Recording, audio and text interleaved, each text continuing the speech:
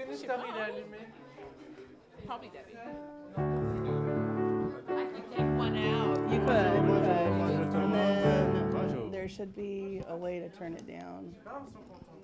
Bonjour. Voilà, merci. Voilà. That's Comme as vous low le as it savez, goes. quand moi j'entends le bonjour là, ça me fait me see if I can chaud do au that. cœur. Donc voilà. Yeah, take one out and I'll take a different headphone. Bien, nous sommes dans la maison du Seigneur et nous sommes là pour le louer, pour le célébrer, pour le remercier, pour lui dire tout ce que nous avons sur le cœur, tout ce qui pèse sur nos cœurs. Et nous sommes là pour lui rappeler ce qu'il nous a déjà fait et nous sommes là pour lui dire ce qu'il doit encore nous faire. Voilà, donc ce matin, nous sommes là pour louer le Seigneur. Je vais vous demander de vous lever et nous allons chanter « Je ne sais pas pourquoi dans sa grâce ».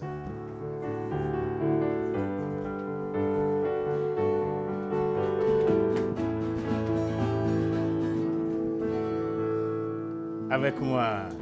Je ne sais pourquoi dans sa grâce, Jésus m'a tant aimé. Pourquoi par son sang il efface ma tête de mon péché. Mais je sais qu'en lui j'ai la vie, il m'a sauvé dans son amour et gardé par sa main meurtrière. J'attends l'heure de son retour. Je sais comment la lumière éclaire tout mon cœur. Comment je compris ma misère et reçu mon sauveur. Mais je sais quand j'ai la vie, il m'a sauvé dans son amour et gardé par sa main meurtrière. J'attends l'heure de son retour. Je ne sais quelle est la mesure de joie et de douleur que pour ma faible créature réserve mon sauveur. Mais je sais qu'en lui j'ai la vie, il m'a sauvé dans son amour et gardé par sa main meurtrière. J'attends l'heure de son retour. Je ne sais quand la victoire leur enfin sonnera. Quand l'agneau l'époux dans sa gloire avec me prendra. Mais je sais quand lui j'ai la vie, il m'a sauvé dans son amour et gardé par sa main meurtrière. J'attends l'heure de son retour. Alors lisez avec moi Galates 2, 20. Je suis crucifié avec Christ, et si je vis, ce n'est plus moi, mais c'est Christ qui vit en moi. Et si je vis encore dans la chair, je vis dans la foi au Fils de Dieu qui m'a aimé et qui s'est donné lui-même pour moi. Encore une fois. Galates 2, 20. Je suis crucifié avec Christ, et si je vis, ce n'est plus moi, mais c'est Christ qui vit en moi. Et si je vis encore dans la chair, je vis dans la foi au Fils de Dieu qui m'a aimé et qui s'est donné lui-même pour moi. Galates 2, 20. Je suis crucifié avec Christ, et si je vis, ce n'est plus moi, mais c'est Christ qui vit en moi. Et si je vis dans la chair, je vis dans la foi au Fils de Dieu qui m'a aimé et qui s'est donné lui-même pour moi. Ça va donner ça? Amen. Amen. Gloire.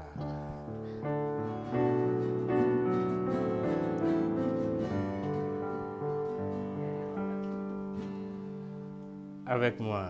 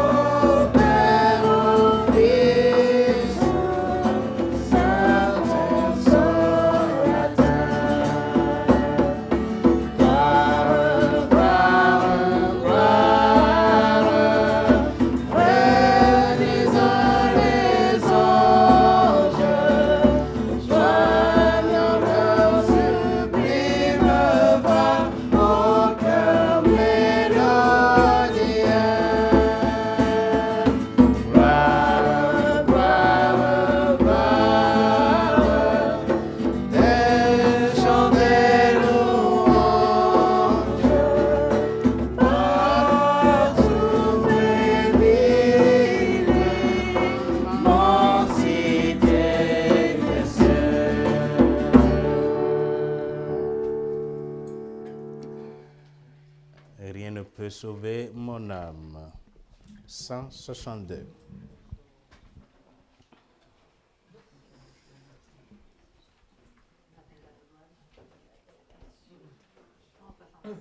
Oui.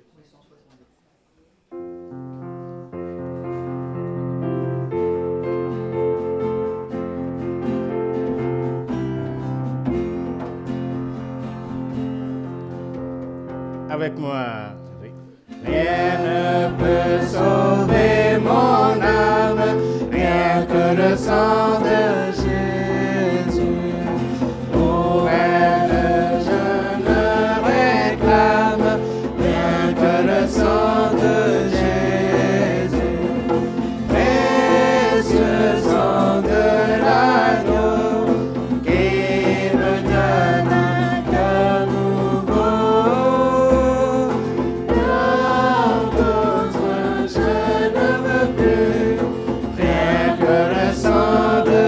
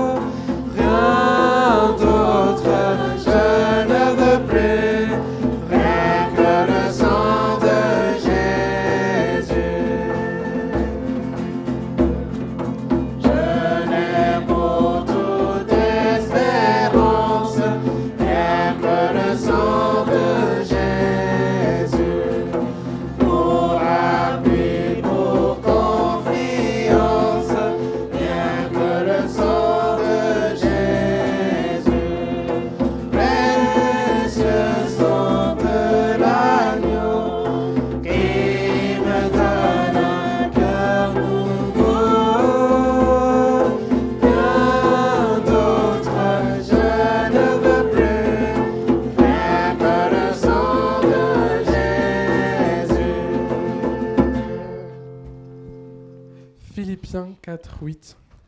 Au reste, mes frères, que toutes les choses qui sont véritables, toutes celles qui sont honnêtes, toutes celles qui sont justes, toutes celles qui sont pures, toutes celles qui sont aimables, toutes celles qui sont en bonne réputation.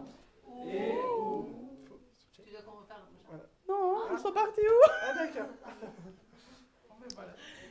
On reprend une fois. Il manque la moitié du verset. Non, où il y a de la vertu, oui, et s'il y a digne de louange. Et du coup, on fait quoi? On répète celui-là et puis on fait le prochain et on devine les mots. On reprend une fois. Philippiens 4:8. Au reste, frères, que toutes les choses qui sont véritables, toutes celles qui sont honnêtes, toutes celles qui sont justes, toutes celles qui sont pures, toutes celles qui sont aimables, toutes celles qui sont de bonne réputation, et où... Voilà. Ok. Philippiens 4:8. Au reste, frères, que toutes les choses qui sont aimables, toutes celles qui sont pures, toutes celles qui sont justes, toutes celles qui sont pures, toutes celles qui sont aimables, toutes celles qui sont de bonne réputation, où il y a quelques vertus et qui sont dignes de louange, que toutes ces choses occupent vos pensées. À revoir cette semaine. À revoir pour les prochaines fois. Si, ça, cette semaine. En toi, je sais qui je suis.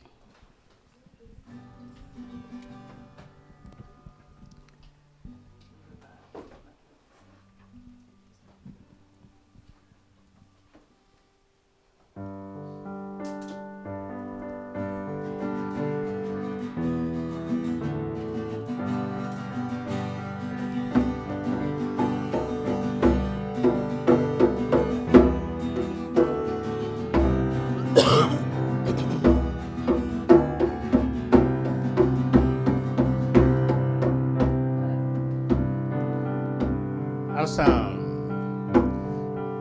Qui suis-je pour le roi des cieux, ouvre ses bras. Perdu mais trouvé par sa grâce, son amour pour moi, son amour pour moi. Il m'a libéré, ma dette est payée, je suis enfant de Dieu, je suis à lui. Il m'a racheté à la croix grâce à son âme. J'étais esclave du péché, mais il m'a sauvé. Jésus m'a sauvé. Il m'a libéré, ma dette est payée. Je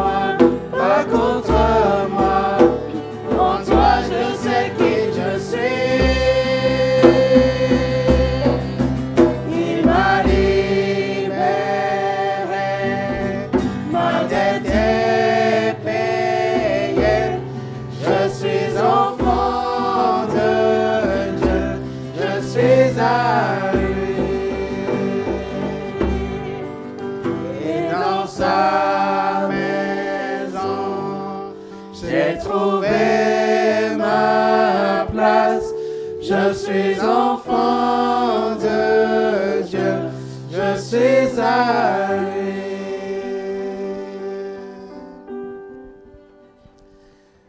Je vais demander au pasteur Georges de prier pour nous. Oui, notre Dieu, notre bon Père Céleste, nous voulons, Père, te rendre grâce encore ce matin, te dire combien, Père, nous te sommes infiniment reconnaissants pour ta bonté, pour tes grâces ce matin encore renouvelées, Seigneur Dieu. Le temps frais que tu nous donnes, nous pouvons apprécier, Seigneur Dieu, les bienfaits de la nature. Mais en même temps, Seigneur Dieu, nous sommes aussi réunis en esprit et en vérité pour que nous puissions te chanter, pour que nous puissions, Seigneur Dieu, élever nos voix et dire combien tu es merveilleux, combien tu es bon. Et surtout, car ta miséricorde durera toujours. Merci, Père, pour cela. Merci pour cette réunion ce matin. Merci pour toutes les âmes réunies ce matin, Seigneur Dieu, qui se sont d'abord préparées pour être là ce matin dans ta présence, pour que nous puissions avoir ce temps en partage, mais surtout pour que tu sois glorifié, Seigneur Dieu, à travers tout cela. Nous te prions, Père, pour cela. Et nous prions pour toutes les églises réunies en cet instant qui sont un peu partout dans le monde, ou en France, ou au Luxembourg, ou partout, Seigneur Dieu. Nous te demandons de bénir, Seigneur Dieu, ces réunions, afin que vraiment des âmes nouvelles puissent être sauvées et que vraiment tu sois encore glorifié. Merci pour ta présence parmi nous ce matin. Je te demande tout cela dans ton Fils Jésus-Christ, notre bien-aimé Sauveur. Amen. Amen. Nous allons continuer à louer le Seigneur. Grâce infinie.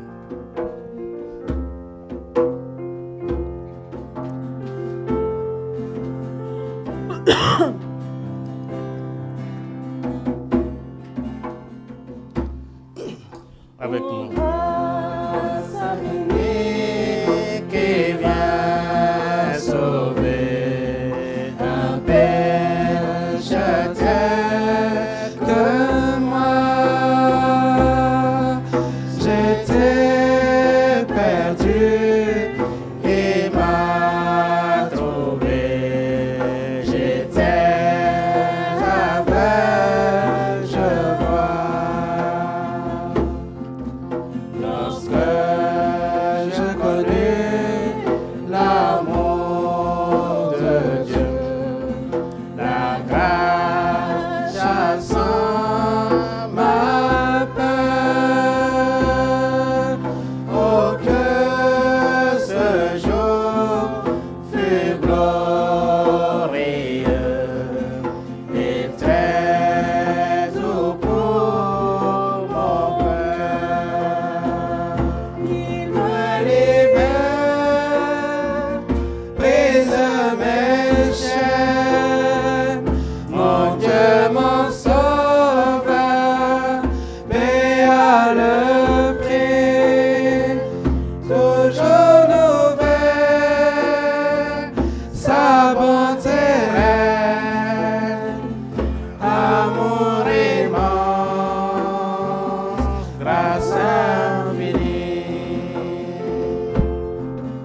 À travers la fardeau souci, déjà je suis passé. De Dieu la grâce m'a jusqu'ici soutenu, consolé. Il me libère, brise mes chaînes, mon Dieu, mon sauveur, paie à le prix, toujours nouvelle, sa bonté règne, amour immense, grâce infinie. La terre fondra comme la neige, le soleil s'éteindra, mais Dieu qui m'en montre son cortège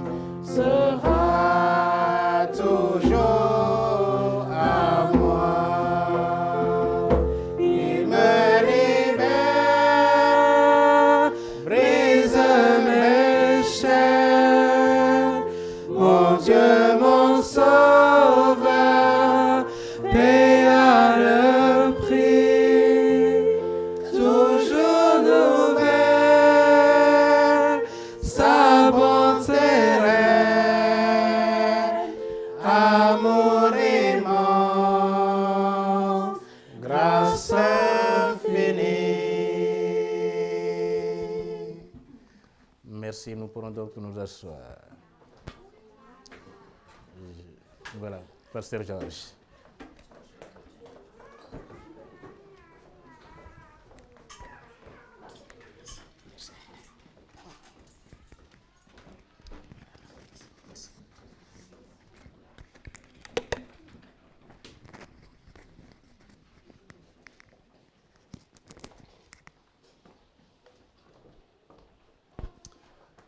Bonjour frères et sœurs. J'espère que tout le monde va bien ce matin et que par la grâce de Dieu, vous êtes réveillés. Je le pense, n'est-ce pas?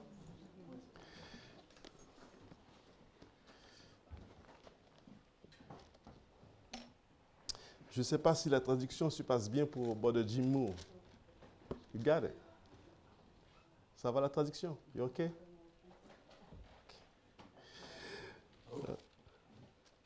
It's fine. Good. Okay. Okay, so. Nous remercions le Seigneur vraiment pour sa grâce et évidemment, nous pensons toujours à Pasteur Taylor et avec son épouse, toujours en déplacement, qui ne sont pas avec nous ce matin, mais très prochainement. Et donc, nous gardons leur prière, toujours prier pour eux, que Dieu vraiment puisse les protéger, les garder. Et puis, surtout, les ramener en bien, en bonne santé, pour reprendre l'œuvre ici et continuer. Donc, nous rendons grâce à Dieu pour cela. Et donc, ce matin, nous avons avec nous un ami cher, M. Moore et son épouse. Et donc, ce sont des missionnaires qui voyagent un peu partout dans le monde pour encourager. Voyez-vous ça, un ministère d'encouragement. Et dans l'état où est notre monde, il y en a bien besoin, n'est-ce pas? Ouais, un ministère d'encouragement où nos frères et sœurs sont à l'œuvre parfois, des missionnaires, et parfois découragés. Moi, ça m'arrive parfois, je ne sais pas pour vous, mais moi, ça m'arrive d'être découragé et d'avoir besoin d'un petit coup de boost. Et à chaque fois, quand je les revois, ben, c'est un plaisir. Et ils nous encouragent, ils viennent à notre rescousse un petit peu pour nous, voilà, discuter, parler de ministère, parler de plusieurs sujets dont nous, qui sommes un peu à l'œuvre, avons besoin d'entendre. Et c'est vrai qu'ils ont été, avant ça, un couple pastoral pendant bien des années aux États-Unis. Et ils ont servi le Seigneur. Et donc, et on ne s'arrête jamais. Souvent, je dis que dans la Bible, on voit le mot repos, mais on ne voit pas le mot retraite. Surtout pour les serviteurs. Si vous l'avez vu, dites-moi, parce que moi, je n'ai jamais vu le mot retraite dans la Bible. Et donc, alors ils ont dû prendre un petit peu de repos, mais tout de suite, ils se sont mis à l'œuvre. Donc, ils continuent leur ministère pour servir le Seigneur. Voilà. Donc, priez pour eux, Brother Jim Moore et son épouse. Et donc, ils auront probablement l'occasion par la suite de rencontrer Pasteur Taylor et son épouse bientôt. Voilà. Donc, merci pour leur présence avec nous ce matin. Voilà. Donc, nous allons lire ce matin, nous allons apprécier ce chapitre 15 de la Genèse. Où dedans, il y a un message assez intéressant, je trouve, j'espère en tout cas. Et donc, c'est un chapitre qui parle de la résurrection. Dans le monde où nous sommes, où nous évoluons, on a besoin de se rappeler que Jésus-Christ est ressuscité. Amen. Hein? Il est ressuscité. On a besoin de se rappeler de ça, de se dire que, voilà, de s'encourager. Non seulement il est ressuscité, il est à la droite du Père. Et donc, nous allons voir un petit peu tout cela ce matin. Et nous savons que notre ennemi en commun, Satan, essaie de miner effectivement cet espoir dans nos cœurs, parfois nous rend tristes. Et donc, nous allons, à travers ce passage, à travers ce chapitre, nous encourager mutuellement. N'est-ce pas? Et donc, je vais lire pour vous, ça va être une longue lecture, à partir du verset 1er du 15e chapitre. Et pour le respect de la parole de Dieu, je vous prie de vous lever, s'il vous plaît. Ceux qui peuvent, hein, ceux qui ne le peuvent pas, ce n'est pas grave. Et donc, nous allons lire du premier verset jusqu'au 26e verset de ce chapitre. Je vous rappelle, frères, l'évangile que je vous ai annoncé, que vous avez reçu, dans lequel vous avez persévéré et par lequel vous êtes sauvés. Si 1 Corinthiens 15. Ah, je suis désolé. 1 Corinthiens. J'ai dit Genèse? Oui. OK. Soit j'ai bu trop de café. OK. 1 Corinthiens 15. So, vous y êtes?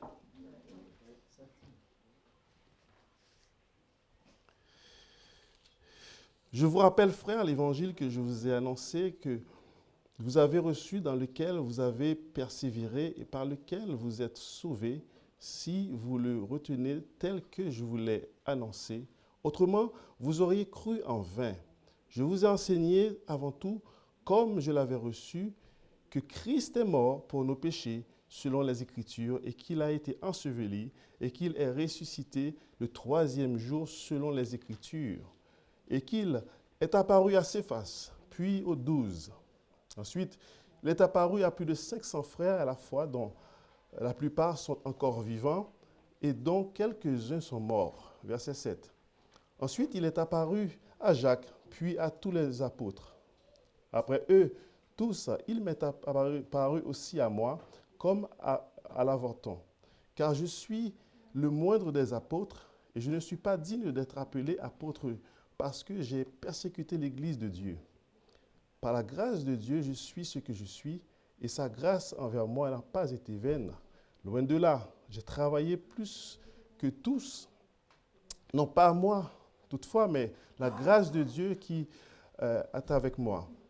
Ainsi donc, que ce soit moi, que ce soit eux, voilà ce que nous prêchons, et que c'est ce que vous avez cru. Verset 12. Or, si l'on prêche que Christ est ressuscité des morts, comment quelques-uns parmi vous disent qu'il n'y a point de résurrection des morts? Ça va être notre texte principal ce matin. S'il n'y a point de résurrection des morts, Christ non plus n'est pas ressuscité. Si Christ n'est pas ressuscité, notre prédication est donc vaine, et votre foi aussi est vaine.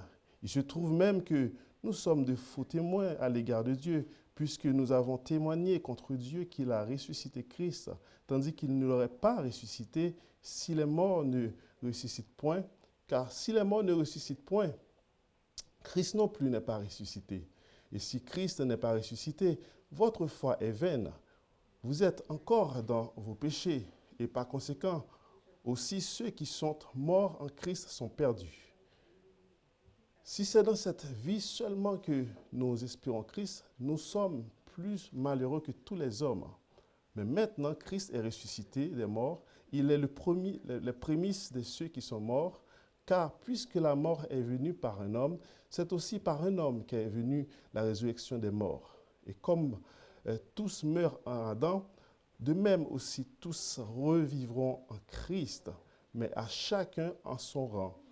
Christ comme prémisse, puis ceux qui appartiennent à Christ lors de son avènement.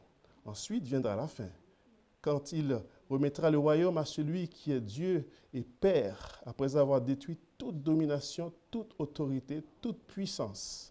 Car il faut qu'il règne jusqu'à ce qu'il ait mis tous les ennemis sous ses pieds. Verset 26. Le dernier ennemi qui sera détruit, c'est la mort. Parole du Seigneur, vous pouvez vous mettre.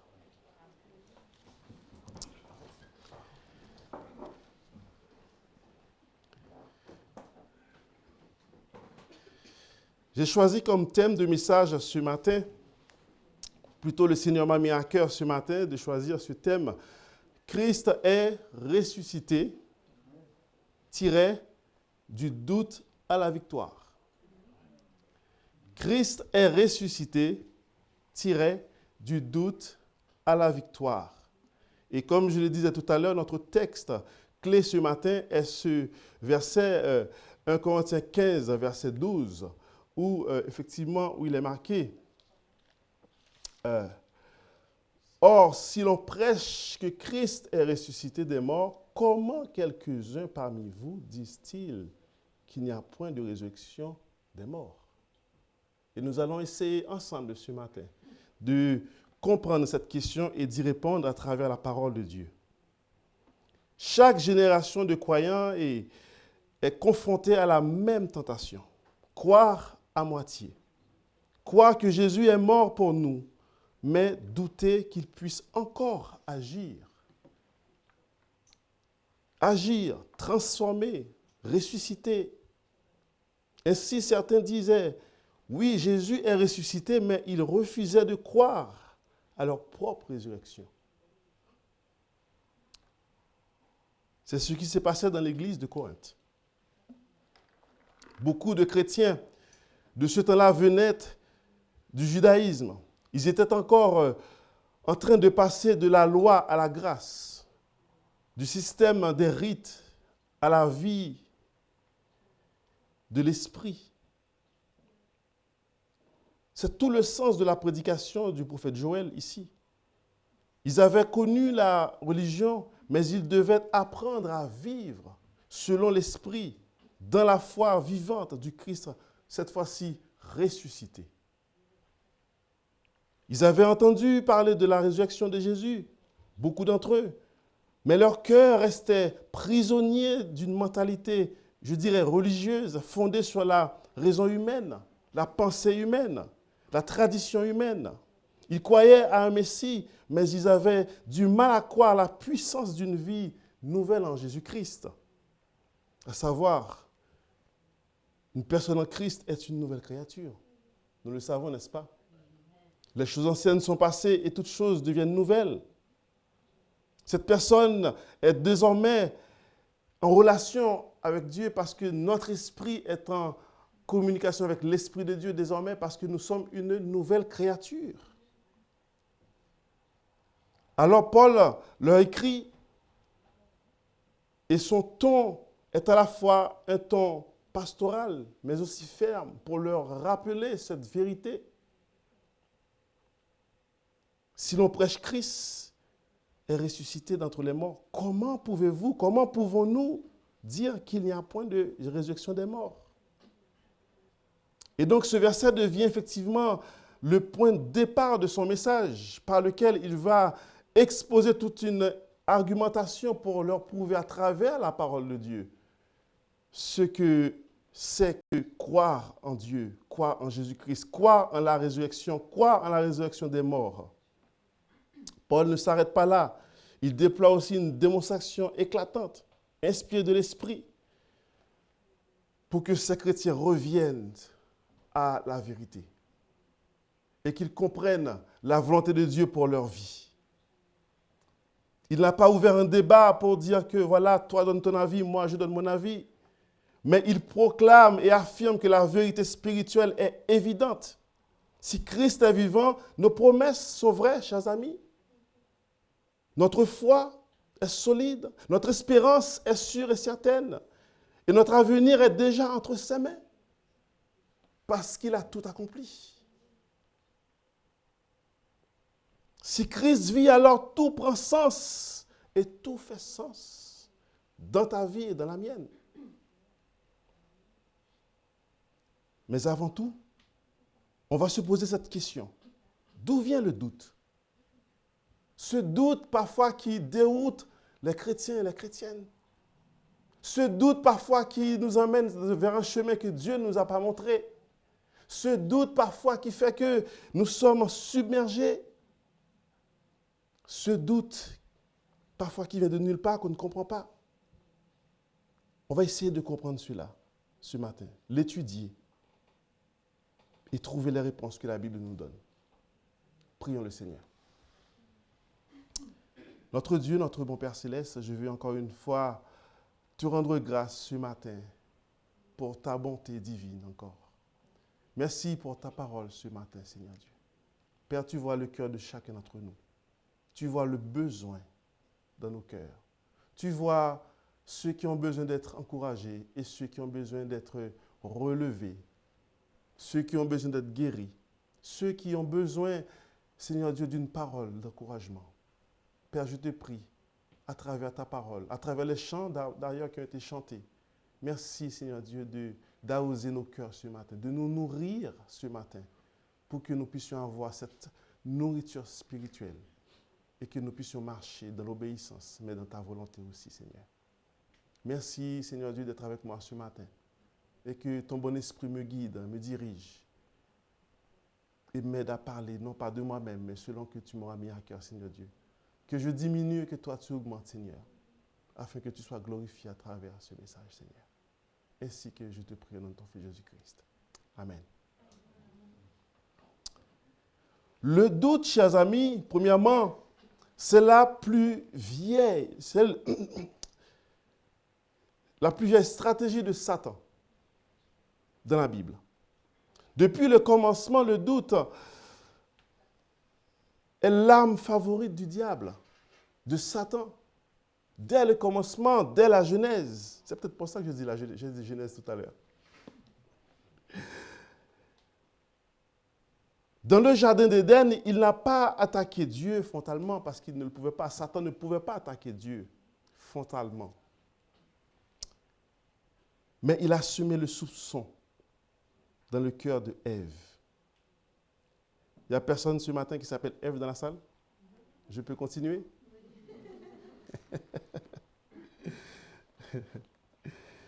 Il a réussi à semer le doute dans son cœur. Et vous connaissez le reste de l'histoire. Le serpent dit à la femme, Dieu a-t-il réellement dit? Une simple question. Dieu a-t-il réellement dit? Cette simple question a ouvert une brèche. Le doute sur la parole et sur la bonté de Dieu. Tout ce que Dieu avait enseigné à Adam et à Ève, à ce moment-là, est remis en question par une simple question. Dieu a-t-il vraiment dit? Le serpent lui a fait croire que Dieu lui avait caché quelque chose. C'est comme pour vous et pour moi, avec nos enfants. Lorsqu'ils ont l'impression qu'on leur cache quelque chose, ils sont un petit peu suspicieux.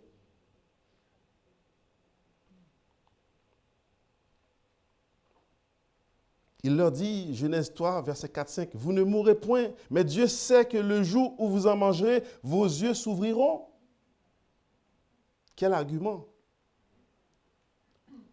Le doute a présenté Dieu comme injuste et menteur dans cette situation. Ainsi, le premier péché est né d'un cœur qui a douté. Le premier péché entré dans le monde est né d'un cœur qui a douté. Donc vous comprenez l'ampleur de ce que c'est lorsqu'on doute, lorsqu'on a peur. Et c'est vrai que c'est un sujet important pour nous autres chrétiens à réaliser. Oui, c'était la même chose pour les chrétiens, les premiers chrétiens, mais c'est encore la même chose pour vous et moi aujourd'hui. Spurgeon disait que le doute est la graine de tout péché. Il fait chanceler la foi avant de faire tomber l'homme.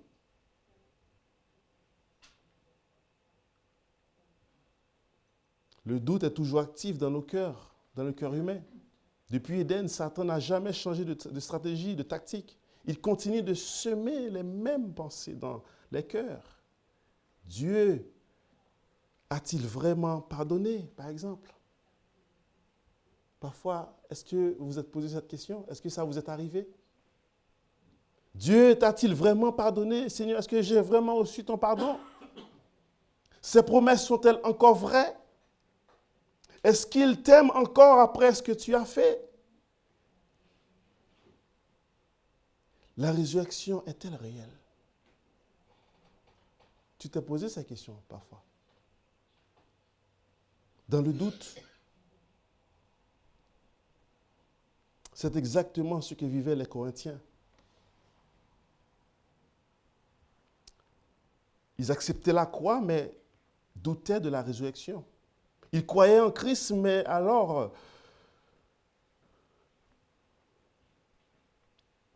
ils ne croyaient pas à la résurrection. 2 Corinthiens 11, verset 3 nous dit, « Comme le serpent séduisit Ève par sa ruse, je crains que vos pensées ne se corrompent et ne se détournent de la simplicité à l'égard de Christ. Paul a vu le danger. Alors, nous parlons d'une église qui a été enseignée, n'est-ce pas? C'est pour ça qu'il dit « Je vous rappelle, frères ». Nous parlons d'une église qui a reçu la parole déjà, à qui la parole de Dieu a été prêchée. Dès le verset 1, il dit « Je vous rappelle, frères, l'évangile que je vous ai annoncé, que vous avez reçu, dans lequel vous avez persévéré. » Donc, ce ne sont pas des nouveaux chrétiens, des personnes qui entendent pour la première fois la parole de Dieu. Ils connaissent cet enseignement. Paul a vu le danger. Et c'est pour ça qu'il n'a pas tardé à les écrire. Le doute est un poison spirituel, frères et sœurs. Quand il entre dans la foi, la foi chancelle, l'espérance s'éteint et le cœur devient tiède, ce que Dieu n'aime pas du tout. Jacques 1,6 nous rappelle, « Celui qui doute est semblable à un flot de la mer, agité et poussé par le vent. » Alors, quel est le remède de ce doute? Quelle serait la solution? C'est simple. Et la réponse, vous la connaissez. La parole, mais non seulement la parole, mais la parole de la vérité. La parole de la vérité. Jésus a vaincu Satan par la parole. À chaque tentation qu'il avait vécue, vous vous souvenez de cette histoire de Matthieu chapitre 4, où Jésus-Christ lui-même a été tenté dans le désert. À chaque question posée, à chaque tentation, il a répondu, « Il est écrit ». Verset 4, il est écrit. Verset 7, il est écrit. Verset 10, il est écrit. Là où Ève a douté, Jésus a tenu ferme. Il a tenu bon. Je rappelle que Jésus-Christ était 100% homme et 100% Dieu. 100% Dieu.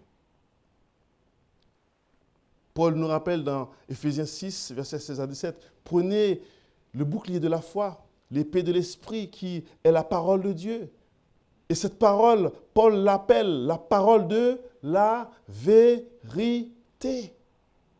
Éphésiens 1,13 nous dit, après avoir entendu la parole quoi? De la vérité, l'évangile de votre salut, vous avez cru. La parole de la vérité. Le doute attaque toujours la fidélité de Dieu et la fiabilité de sa parole. Histoire de vriller notre chemin, de nous enlever sur le bon chemin. Romains 10, 17 nous dit ceci, « La foi vient de ce qu'on entend, et ce qu'on entend vient de la parole de Dieu. » De la parole de Dieu. Le doute est comme un murmure, ça c'est un orateur qui le dit, est comme un murmure de l'enfer, mais la foi est la voix du ciel dans le cœur du croyant. Psaume 119, verset 105, « Ta parole est une lampe à mes pieds et une... Aidez-moi à prêcher, sentier. Disons-le ensemble, « Ta parole est une lampe et une lumière sur mon sentier. » Et le verset 57 du psaume 119 nous dit, « Ma part, ô Éternel, je le dis, c'est de garder ta parole. » Ça, c'est ma responsabilité. Ça, c'est la vôtre responsabilité. Notre part à nous, c'est de garder cette parole. Paul avait vu le danger qui rongeait la foi des Corinthiens. Leur rappelle la vérité centrale de l'Évangile, la mort, l'ensevelissement et la résurrection de Jésus-Christ. C'est le cœur même du message qui sauve. Et aujourd'hui encore, chers amis, aujourd'hui encore, on croit que Dieu existe, mais on doute qu'il puisse encore agir. Ou qu'il soit avec nous, agissant dans nos cœurs pour nous transformer. On confesse Jésus-Christ est vivant, mais on vit comme s'il était toujours dans le tombeau. Il n'est plus dans le tombeau. La Bible dit, il est ressuscité. Amen. Vous vous souvenez de cette histoire des deux disciples qui étaient sur le chemin qui allaient à Emmaüs, dans Luc chapitre 24. Ces deux disciples qui ont vécu avec Jésus-Christ, qui ont marché avec Jésus-Christ, qui ont vu des miracles de Jésus-Christ. Ils ont vu plein de choses. Et ces 2 disciples n'ont pas voulu écouter que les femmes avaient vu Jésus-Christ ressusciter. Le doute s'est installé. Alors, sur leur chemin pour aller à ce village d'Emmaüs, Jésus-Christ va les rencontrer. Et il ne s'est pas fait reconnaître tout de suite. Pour pouvoir entendre le fond de leur cœur. Évidemment, ils avaient peur. Évidemment, ils étaient tristes. Ils venaient de perdre, entre guillemets, leur maître. Et ces 2 disciples marchaient pour aller à Emmaüs. La question que je me suis posée, quel évangile allait-il délivrer à Emmaüs si Jésus-Christ n'était pas venu les rencontrer? Qu'allait-il dire aux gens d'Emmaüs? On a entendu dire qu'il est ressuscité. On ne sait pas, mais on nous a dit qu'il est ressuscité, mais on n'est pas certain de cela. Quel évangile allait-il délivrer à Emmaüs? C'est la question que je me suis posée. L'image là ici nous montre que Jésus-Christ est avec nous en esprit, n'est-ce pas? Et dans nos besoins, lorsqu'il y a un besoin que le chrétien soit encouragé, soit encore relevé, il vient à notre rencontre. C'est pour ça que nous avons l'Esprit Saint qui est resté. Pour nous aider, pour nous relever dans les difficultés, dans le doute notamment. On parle d'espérance, mais on agit comme si tout dépendait de nous-mêmes. On pense qu'on peut tout faire nous-mêmes. Je rappelle que le Fils de Dieu est celui qui nous a donné la rédemption, la rémission des péchés. Il est l'image du Dieu invisible, le premier-né de la création. Il ne faut pas oublier ça. Le doute est un poison silencieux, mais la foi le renverse en regardant vers le tombeau vide. Ça, c'est la différence qu'il y a entre Jésus-Christ et tous les autres dieux de la terre. C'est le seul qui se dit Dieu et son tombeau est vide. Si tu vas sur la tombe de Mohamed, tu peux encore retrouver peut-être ses os. Ou de Bouddha ou de je ne sais qui d'autre. Mais celui de Jésus-Christ est vide. Pourquoi? Parce qu'il n'est plus là. Il est ressuscité. Il est ressuscité. Deuxièmement, la vérité renverse le doute, chers amis. C'est le contraire du doute. La vérité confirme les choses. Paul répond au doute, non pas par un discours, mais par le rappel clair de la vérité. C'est ce qu'on a lu tout à l'heure. C'est pour ça qu'il prend le temps d'expliquer que voilà, l'évangile est un message transmis par Jésus-Christ et aussi par ses prophètes. Et il y a eu des témoins. On nous parle de, voilà, il est apparu à Céphas. C'est qui Céphas? Pardon, c'est qui? Merci. Il est apparu à Céphas, en psaume 12. Il est apparu à 500 frères dans la foi, qui étaient encore vivants lorsque Paul prêchait encore. Il est apparu à Jacques. Il est apparu ensuite, finalement, à Paul. Donc, vous voyez, beaucoup de témoins. Imaginez que tous ces 500 frères ont raconté ça à leurs enfants, leurs petits-enfants, leurs arrière-petits-enfants. C'est pour ça que vous et moi, nous avons la vérité qui arrive jusqu'à nous aujourd'hui. Parce qu'il y en a qui ont conservé, gardé cette vérité. Amen. Ils ont gardé la vérité. Jésus s'était présenté, vivant parmi eux. Vous vous souvenez de Thomas qui venait toucher? Il a voulu, lui encore, le doute était là, il voulait toucher pour savoir si c'était effectivement ce Jésus dont il a marché avec. Paul ajoute que par la grâce de Dieu, je suis ce que je suis. L'évangile n'est pas une théorie, mais une puissance, la puissance qui transforme la vie. C'est pour ça que vous et moi, nous sommes là ce matin. Parce que nous désirons cette vie transformée. Alors pour toi qui es là ce matin, qui ne connais pas encore Jésus-Christ, qui ne l'a pas encore reçu, ce message est aussi pour toi. Tu dois avoir l'assurance de ton salut. Et je t'en supplie, ne quitte pas cette salle si tu n'es pas sûr à 100% que ton nom est inscrit dans le livre de vie.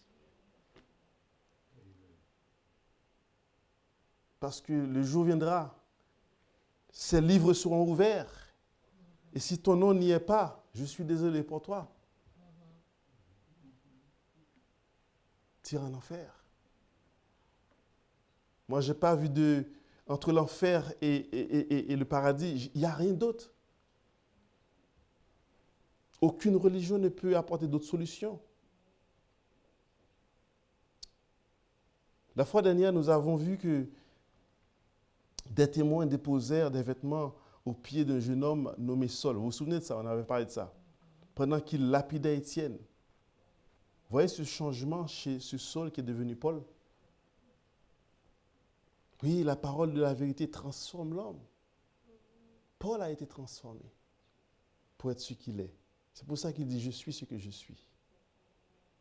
Troisièmement, la foi en la résurrection donne le sens aussi de la souffrance. Le sens de la souffrance. On accepte de souffrir pour Dieu, pas parce que nous avons la force de le faire, mais parce que nous savons que Dieu est avec nous.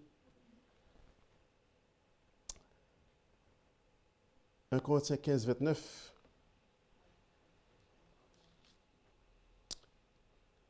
Autrement, que feraient ceux qui se font baptiser pour les morts? Si les morts ne ressuscitent pas, pourquoi se font-ils baptiser pour eux? Alors là, ici, c'est un petit point, on va dire, point doctrinal. Ici, Paul ne valide pas cette pratique, nous sommes d'accord. Ce n'est pas chrétien de prier pour les morts. Une fois que la personne meurt, elle est morte. Si elle doit accepter aujourd'hui, accepter Jésus-Christ, c'est pendant qu'elle est vivante. Mort, c'est fini. La vie que Dieu nous donne n'est pas seulement une vie pour se marier, pour avoir un bon boulot, pour faire des études, pour être un homme qui réussit ou une femme qui réussit, mais c'est aussi pour que nous puissions répondre à cette ultime question. Oui, Seigneur, je t'accepte, je veux que tu viennes dans ma vie. Et donc, prier pour les morts ne sert à rien. C'est ce qu'on a vu dans Luc chapitre 16, effectivement, cet homme riche et Lazare. Les deux sont morts, mais Lazare est pris par les anges et amené dans le sein d'Abraham. Et ce qui se passe, c'est que, et là maintenant, la Bible nous dit qu'il est dans un tourment. Et il voudrait pouvoir porter ce message à ses frères pour pas qu'ils viennent dans ce tourment. Mais il est trop tard. Personne ne peut le faire. La réponse de Jésus-Christ, c'est qu'il devait entendre la parole des prophètes qui annonçaient tout cela. La parole de Dieu. Et donc, si tu es là ce matin, ma soeur, mon frère, n'attends pas jusque-là pour venir à Christ. Toutes les prières que nous ferons après ne serviront à rien. Et donc, ce point doctrinal, Paul, évidemment, ne valide pas cette pratique. Elles n'appartiennent pas à la doctrine chrétienne, mais Paul l'utilise pour souligner l'incohérence de ceux qui nient la résurrection de Dieu. Même leurs rituels témoignent qu'ils croient à la vie après la mort, parce que c'est de ça qu'il est question.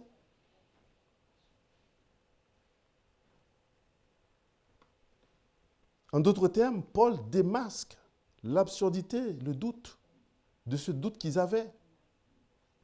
Ils n'ont pas de raison de douter en vérité. On ne peut pas servir Dieu sincèrement tout en niant la résurrection, ce n'est pas possible. Ça va avec, c'est un package, c'est un kit. Lorsque vous le prenez complètement. La souffrance du croyant prouve la réalité de la foi.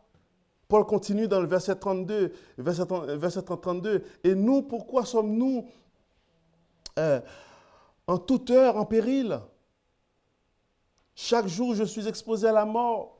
Si c'est dans cette vue humaine, si c'est dans cette vue humaine que j'ai combattu contre les bêtes à Éphèse, quel avantage m'en revient-il? Si les morts ne ressuscitent pas, mangeons, buvons, car demain nous mourrons. Je ne sais pas si c'est ce que vous avez à faire, mais moi j'ai plus à faire que cela. J'ai un message à passer. Jésus-Christ est ressuscité. Il est ressuscité. Si tout s'arrête à la mort, la vie chrétienne n'a aucun sens, frères et sœurs. Mais si Christ est ressuscité, alors souffrir pour un chrétien, souffrir pour lui devient un honneur, un témoignage. On avait parlé la fois dernière d'Étienne, vous vous souvenez? Romains 8, 17-18 nous dit, si nous souffrons avec lui, nous serons aussi glorifiés avec lui, n'est-ce pas? Il ne va pas nous laisser. Il ne va pas nous laisser. L'espérance soutient le chrétien dans la douleur. Vous le saviez ça? L'espérance soutient le chrétien dans la douleur. L'apôtre Paul dit que 3 choses demeurent, la foi, l'espérance et la charité, l'amour. L'amour. L'enfant de Dieu peut tout supporter à partir de là, car il sait que sa foi ne repose pas sur une simple idée comme ça, mais une réalité vivante, réelle, qui se matérialise dans l'amour de Dieu. La résurrection donne à chacune de nos larmes une valeur éternelle. Dans l'Apocalypse, on voit que nos prières sont récupérées dans une coupe. Et je ne sais pas si Dieu va en faire un bouillon, ou je ne sais pas s'il veut en faire une soupe. Je ne sais pas quelle est... Je lui poserai la question quand je serai là-haut. Mais on sait que nos prières ne sont pas perdues, nos larmes ne sont pas oubliées.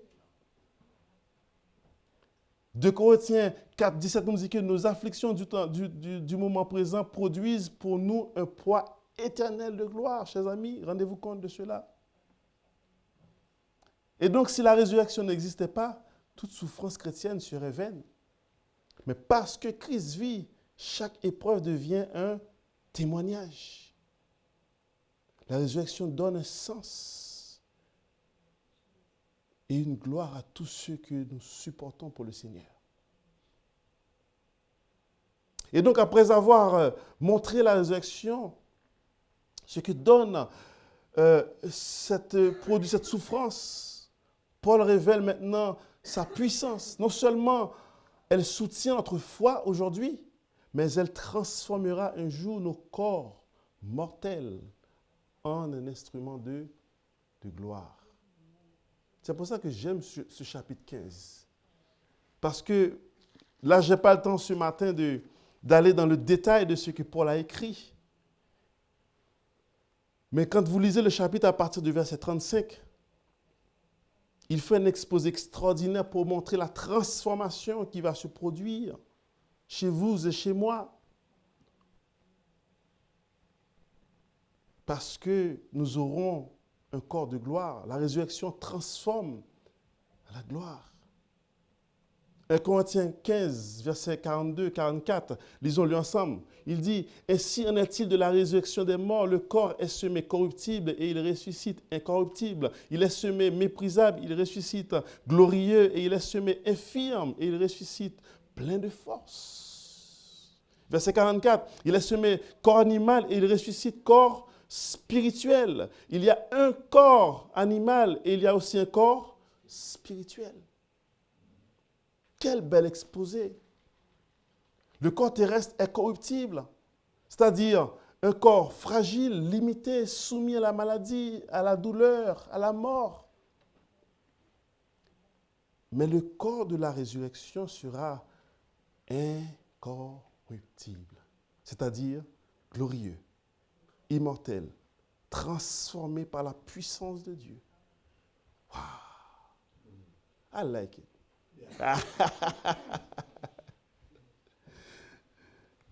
Transformé par la puissance de Dieu. C'est cela notre prochain corps, chers amis. C'est à ça que vous et moi nous espérons. C'est à ça que nous tendons. C'est là où nous allons. C'est ce que Dieu a en réserve pour toi. C'est ce qu'il t'a donné. Est-ce que vous le réalisez? Je dirais, est-ce que vous le parfois pensez? Est-ce que vous le méditez? Est-ce que vous l'avez accepté? Je vais vous dire que c'est une réalité. C'est une réalité. Philippiens 3, 21 nous dit, regardez voir ce que Philippiens 3 nous dit. Je ne sais pas si on peut l'afficher ce verset. Philippiens 3, 21. Il transformera le corps de notre humiliation en le rendant semblable à un corps de sa gloire, au corps de sa gloire. La mort pour le croyant n'est pas une fin, mais une porte ouverte vers la gloire, chers amis. Ce qui est semé dans la faiblesse ressuscitera dans la puissance de Dieu.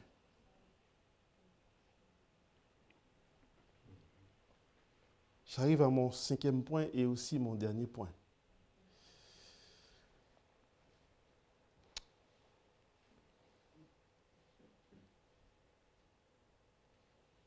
La grâce au triomphe final, c'est la victoire sur la mort. C'est la victoire sur la mort. À Corinthiens 15, verset 54, 55, je vais le lire pour vous. La Bible dit que...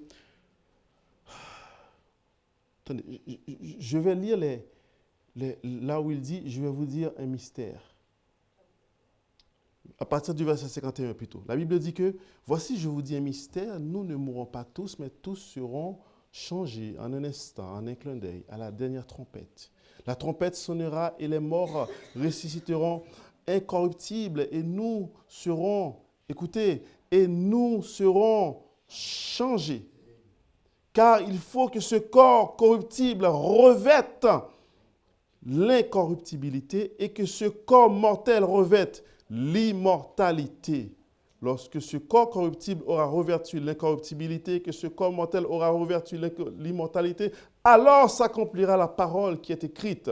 La parole qui est écrite, la mort a été engloutie dans la victoire. Ô mort, où est ta victoire? Ô mort, où est ton aiguillon? L'aiguillon de la mort, c'est le péché.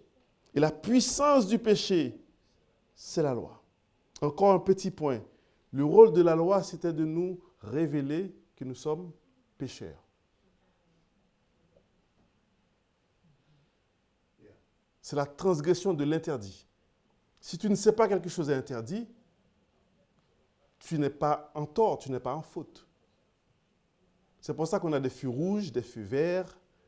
Ou est-ce que je veux dire, on a des panneaux de signalisation. Si je vois vert, ben je sais que je dois y aller. Si je vois rouge, je sais que je dois m'arrêter. Ainsi était la loi. La loi nous dit que honore ton père et ta mère, pour les plus jeunes. La loi nous dit tu n'auras pas d'autre Dieu devant ma face. Ça, c'est Dieu qui le déclare. C'est une interdiction. Et à chaque fois qu'on va au-delà de cette interdiction, on transgresse la loi. Donc, elle nous révèle que nous sommes pécheurs, que nous avons fauté, que nous avons été au-delà de la loi. Et donc, chers amis, l'aiguillon de la mort, c'est le péché. Et donc, la puissance du péché qui était effectivement la loi.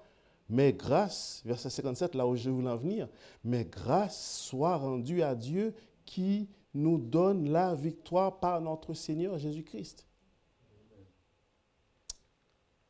La mort a été engloutie. Le message de Paul, à cet instant, arrive à son apogée, ici. La mort,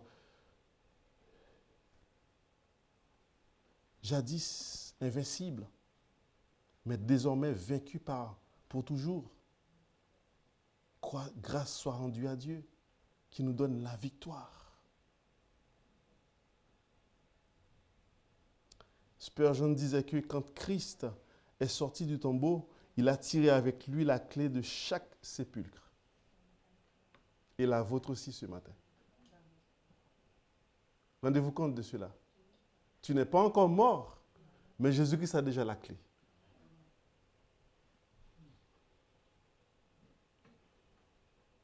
Paul conclut.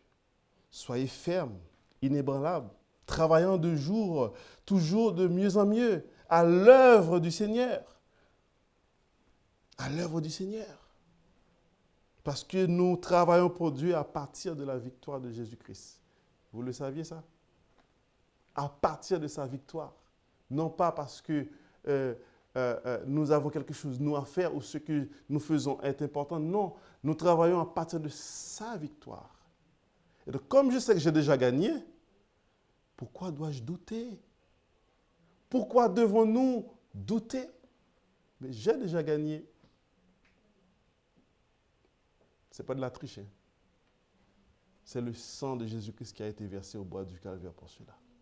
Un sang divin. Un sang divin. En conclusion, chers amis, quand le doute ferme la porte, l'amour de Christ frappe encore. Le doute est un poison qui affaiblit la foi, mais la résurrection est la remède, l'antidote qui la ramène.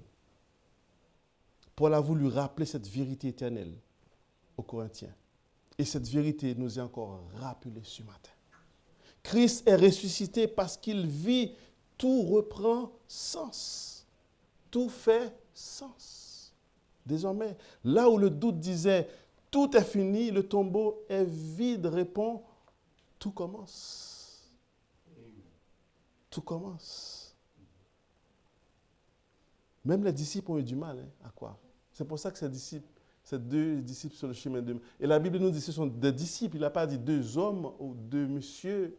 Il a dit deux disciples. Un disciple, c'est quelqu'un qui suit, qui a un maître qui le suit, qui suit son enseignement, son savoir.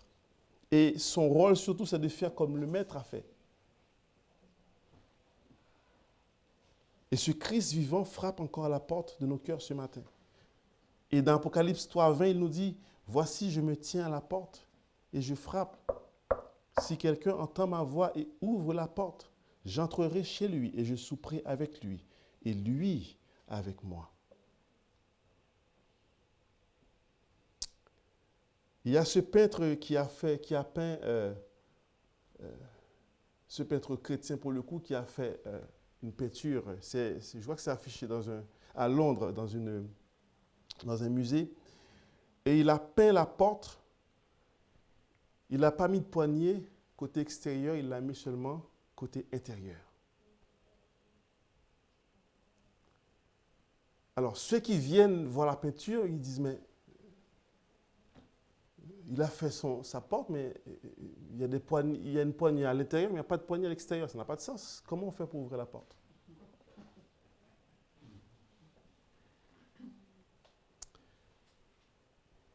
C'est tout le sens de ce message de Jésus-Christ. Ça va être à toi et à moi d'ouvrir la porte parce que nous sommes à l'intérieur. Et lui, il est à l'extérieur. Lui, il n'a pas besoin d'ouvrir. Il nous laisse notre libre arbitre. Il ne force pas la porte. La poignée est de notre côté pour que nous puissions ouvrir pour lui, pour qu'il rentre. Tout ce qu'il continue de faire, c'est de frapper. Et c'est ce que sa parole fait ce matin, frapper à notre cœur, pour que nous venions à lui. Le Seigneur ne châtie pas pour juger, chers amis, mais pour communier avec nous. Je ne sais pas si je prononce bien le mot. Il veut entrer, partager sa vie avec nous, rallumer le feu du premier amour. Oui, le premier amour, c'est le salut en Christ, qui allume en nous ce don pour aimer, pour partager, pour espérer, pour avoir la foi, cette paix, cette espérance qui ne trompe pas, qui est la vérité. Qu'en est-il de toi ce matin? Que veux-tu faire ce matin? Vas-tu demander à Dieu de...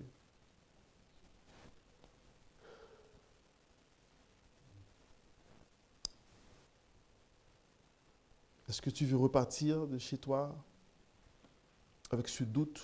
Je ne sais pas lequel c'est. Peut-être as-tu demandé à Dieu de te pardonner, tu n'es pas certain que tu seras pardonné. Peut-être as-tu demandé à Dieu de venir à ton secours parce que ton âme est dans la souffrance, parce que tu connais une situation difficile. Je ne connais pas ton problème à toi ce matin. Mais viens sans douter, simplement. Viens à lui sans douter. Il est le même hier, aujourd'hui, éternellement, il n'a pas changé.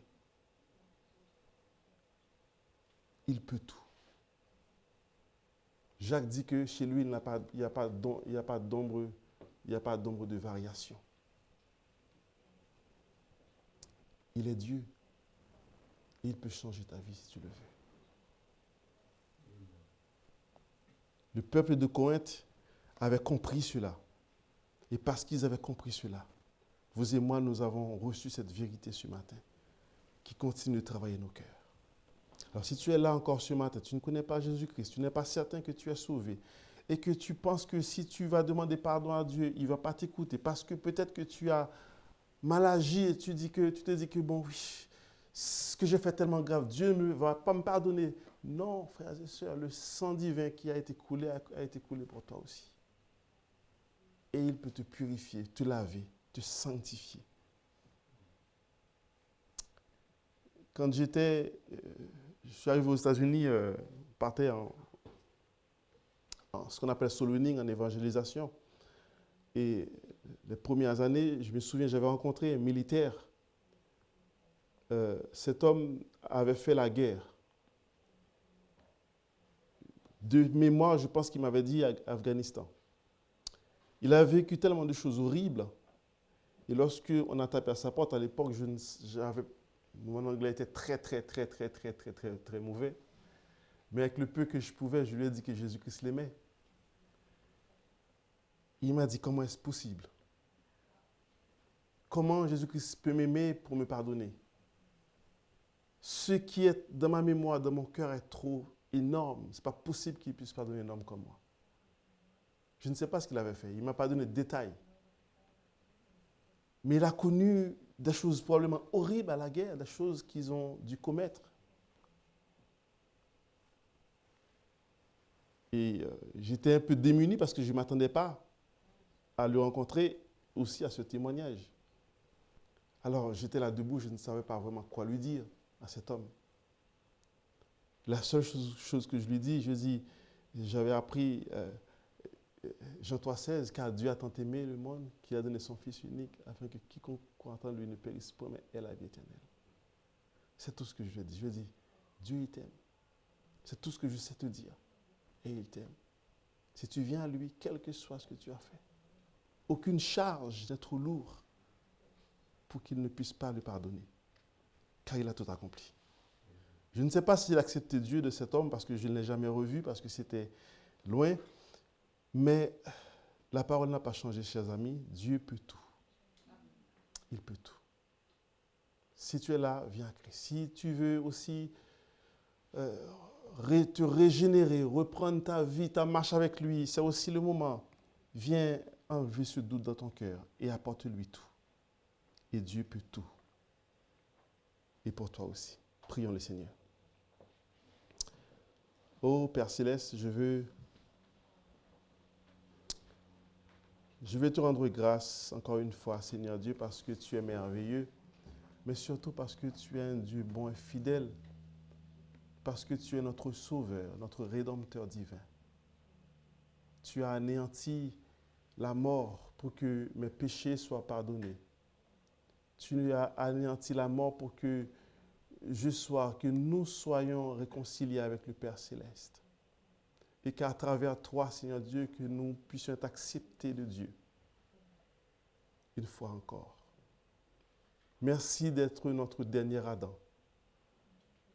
Merci pour l'espoir de la vie éternelle, mais encore plus. Merci pour toutes ces choses que nous avons lues ce matin, toutes ces promesses, cette transformation, le corps nouveau que nous aurons. Mais pour l'heure, tu veux que nous restions encore ici, pour que nous puissions continuer de partager cette parole de la vérité, cette parole du salut à ceux qui ne te connaissent pas encore, et qu'ils puissent faire le choix, non pas demain, mais aujourd'hui, de venir à toi, Seigneur. Nous prions pour eux, nous te demandons vraiment ta grâce. Touche les cœurs, ramène-les à toi, Seigneur Dieu. Merci parce que tu n'as pas cessé de frapper. Tu continues encore de frapper dans les cœurs.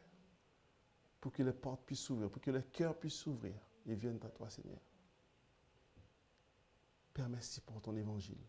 Merci pour toutes les églises où ta parole est prêchée, enseignée ce matin. Et nous sommes certains qu'aujourd'hui sera un jour de salut pour beaucoup d'autres. Et nous prions, Père, pour cela. Nous voulons penser à tous nos frères et sœurs qui nous écoutent sur les ondes, Père Saint, qui ne sont pas là dans cette salle. Nous pensons à eux, tu vois aussi leurs besoins. Je te prie de venir à leur secours, Seigneur Dieu, de les fortifier, de les encourager, Père. Je vais penser aussi à Pasteur Taylor et son épouse qui n'est pas avec nous ce matin. Peut-être vont-ils prêcher quelque part ce matin. Peut-être vont-ils, Seigneur Dieu, visiter une église ce matin. Une chose qui est certaine, ils sont à l'œuvre, Père Saint, pour toi, là où ils sont. Et je te demande d'étendre ta main sur eux, de les protéger, de les garder, afin que dès que possible, qu'ils reviennent, reprendre le ministère ici, Seigneur. Merci pour ton peuple réuni ce matin. Merci pour la présence de nos visiteurs et notre frère mort et son épouse. Nous te prions, Père, pour eux, pour la route qu'ils vont reprendre tout à l'heure. Je te demande vraiment d'étendre ta main sur eux, de les protéger, de les garder, Seigneur Dieu. Et que tu puisses conduire toutes choses, vraiment à ta gloire. Merci pour tout, Seigneur Dieu. Au nom de Jésus-Christ, notre bien-aimé Sauveur. Amen.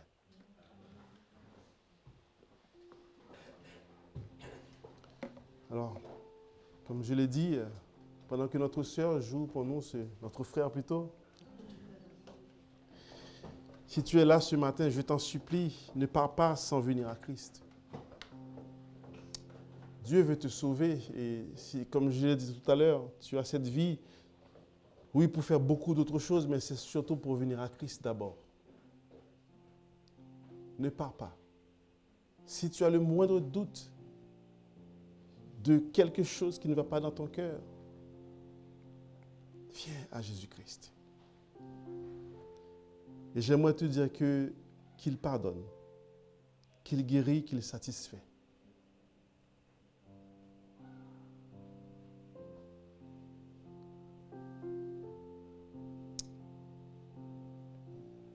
Il n'a pas fait ce sacrifice pour rien, chers amis. Il l'a fait par amour. Il l'a fait parce qu'il nous aime. Il l'a fait parce que il a vu que nos noms étaient inscrits en enfer. Et il l'a fait pour nous sauver. Ce matin, si nous sommes là, qui que ce soit, c'est pour ça que la Bible dit quiconque, quoi, ne périsse pas, mais ait la vie éternelle. Dieu te parle ce matin, s'il te parle, viens à lui. Ce message, tu l'entends aujourd'hui, peut-être que dimanche prochain, tu l'entendras encore, et encore, et encore. C'est simplement parce que Dieu n'a pas cessé de frapper à ta porte pour que tu viennes. Tant qu'il y a la vie, il y a l'espoir. Et j'aimerais te dire qu'il t'aime. Et il ne t'abandonnera pas. Je vais juste m'incliner, laisser quelques instants pour que si quelqu'un souhaite venir, alors viens. Il n'a pas eu honte de toi. Il n'a pas eu honte au bras du calvaire. Nu, il a été. On a craché sur lui. Il n'a pas eu honte. Il a été jusqu'au bout de l'indicible, de l'impensable. Mais il l'a fait pour toi et moi. Alors je vous laisse juste quelques secondes pendant que notre frère continue de jouer. Si Dieu parle à ton cœur, viens à lui ce matin.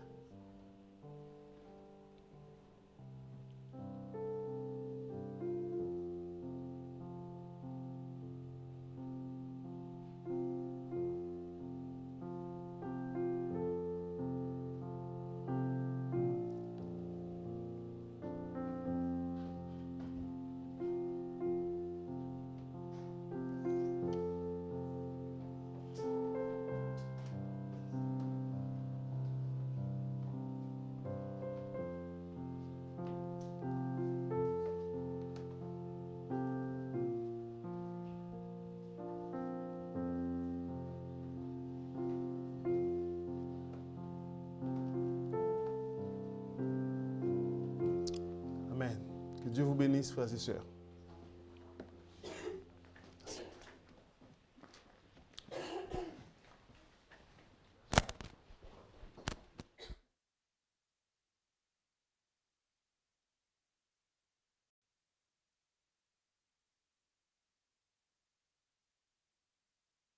Nous remercions le Seigneur pour le message. Soyons tous bénis.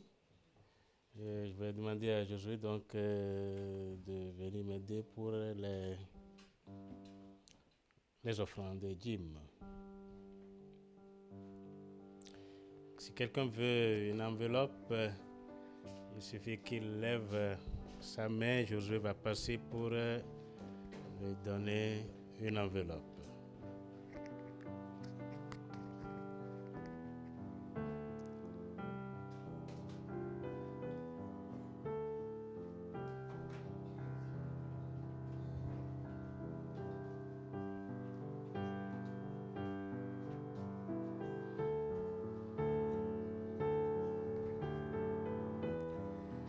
Bien, nous allons prier pour les offrandes.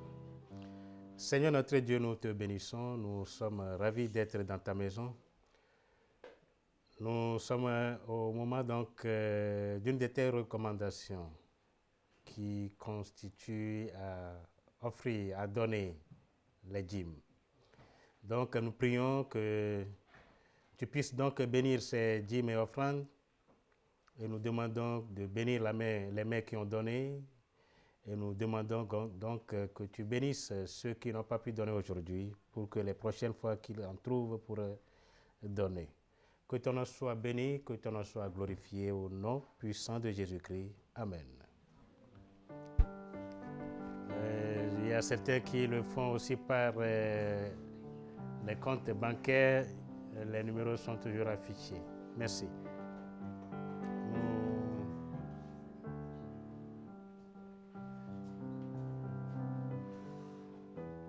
Je vais demander à Madine au milieu de nous ce matin. Voilà, elle va nous donner les annonces. Merci Nestor et bonjour à tous. Ça fait vraiment plaisir de vous revoir après autant de temps.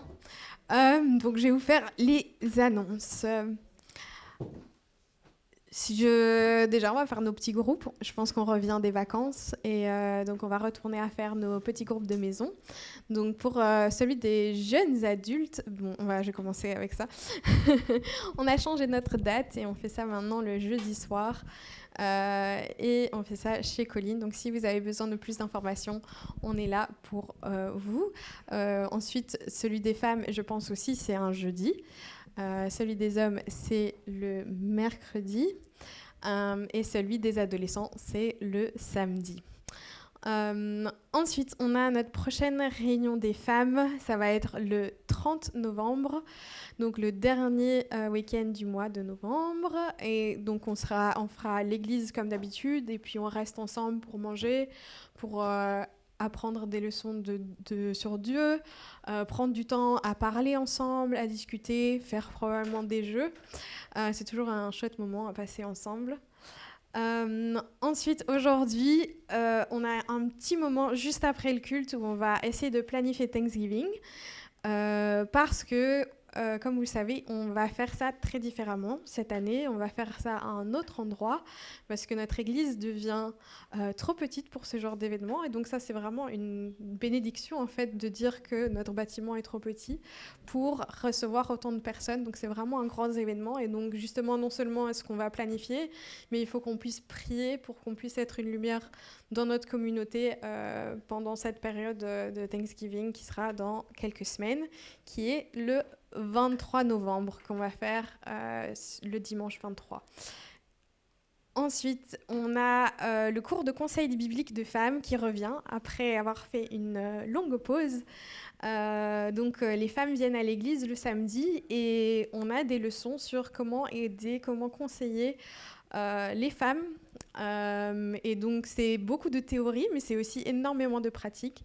Et c'est vraiment un bon moment de pouvoir s'encourager, s'aider et apprendre sur Dieu et comment utiliser les outils qu'il nous a donnés. Ensuite, on va faire à la chorale de Noël, donc on va s'apprêter pour Noël et j'imagine que ça sera après le culte, je sais pas, oui.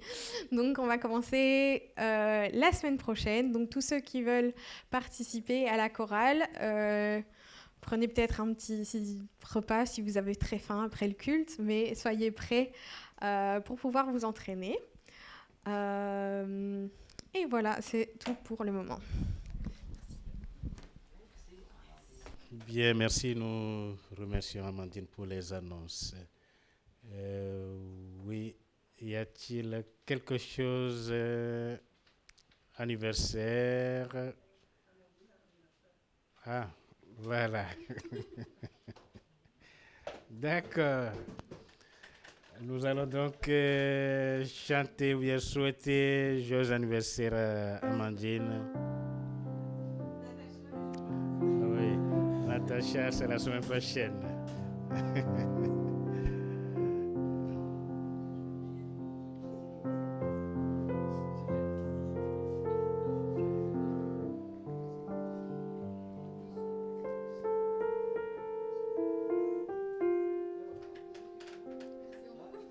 Avec moi. Joyeux anniversaire, joyeux anniversaire, joyeux anniversaire,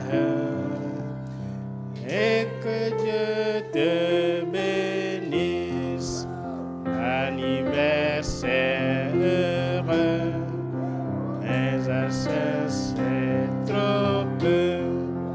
Pour le salut de Dieu, et tu en auras deux.